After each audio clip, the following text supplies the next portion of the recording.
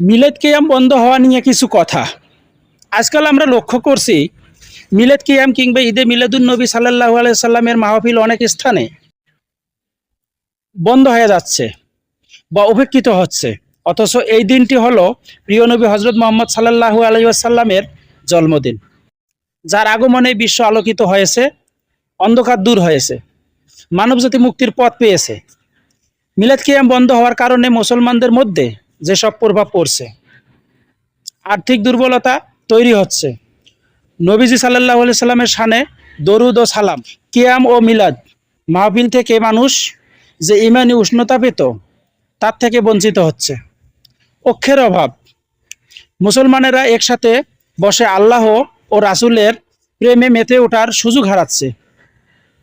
প্রজন্ম দূরে সরে যাচ্ছে।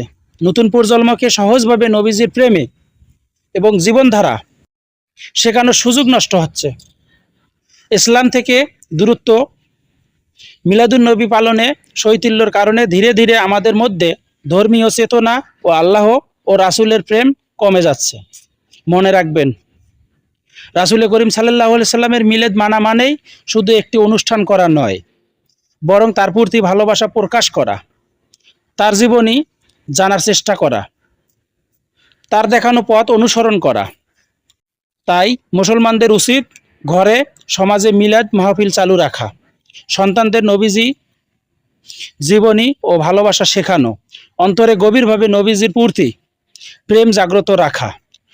মিলাদ কিয়াম বন্ধ হওয়া মানেই নবীজির প্রতি ভালোবাসার পরিবেশ ধীরে ধীরে কমে যাওয়া, আর এটি মুসলমানদেরকে ইসলাম থেকে দূরে সরিয়ে দেয়।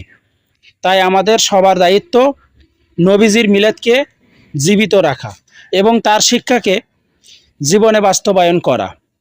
তাই নয় কি? স্বয়ং বিচার করুন। আর এই ইসলামিক চ্যানেলটি সাবস্ক্রাইব করুন। নবীর শানে শেয়ার করে 3 জনকে জানিয়ে দিন। আল্লাহ হাফেজ।